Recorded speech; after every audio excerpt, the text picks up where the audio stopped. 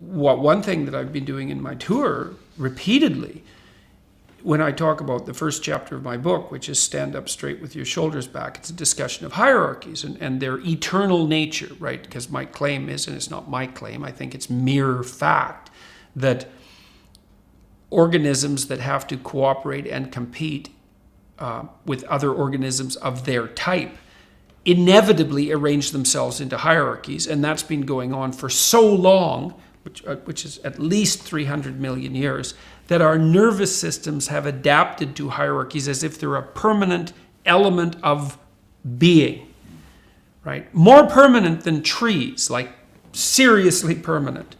The most fundamental neurochemical, the one that regulates the entire brain, serotonin, is acutely sensitive to hierarchical distinctions. And so that's part of the proposition. So the reason I laid that proposition forward was to say, whatever pitfalls hierarchies might produce, you cannot lay them at the feet of the West, patriarchy, or capitalism. It's like, that's a non-starter. You're wrong. And not just a little bit wrong. You're so seriously wrong that if you insist upon doing that, you won't even achieve your own aims. Because you're actually not grappling with the problem. The problem is, if hierarchies are a problem, which they are, the problem is way more serious than mere capitalism.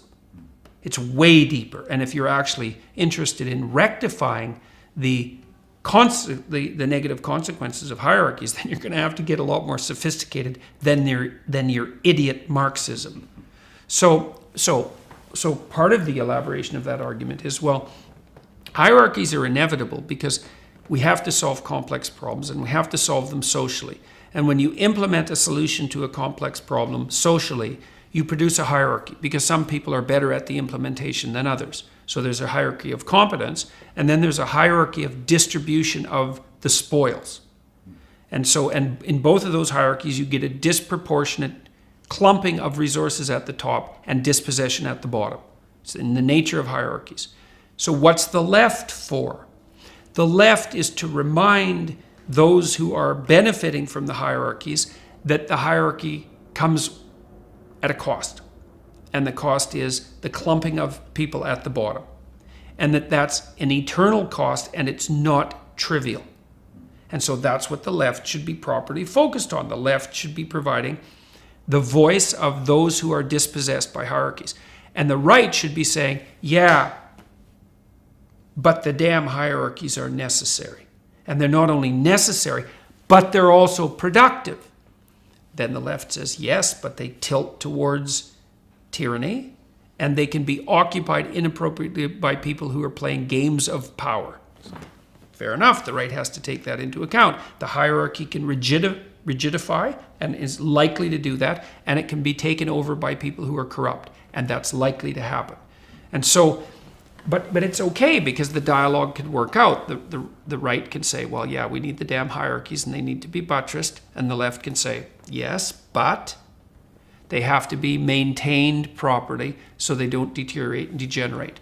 And I think that's ancient wisdom. I think the ancient Egyptians had figured that out in their symbolic representations. So now, when the left goes too far, it does something like say, well, how about no hierarchies? It's like, no, how about not? Wrong. Because all that happens one of the things that happens if you flatten out the hierarchy is that you can't even organize your perceptions. You can't perceive the world without looking at the world through a hierarchy of value.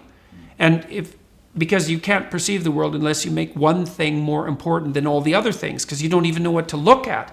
And if one thing isn't more important than all the other things, then you have nothing to aim at. If you have nothing to aim at, then you have no meaning in your life.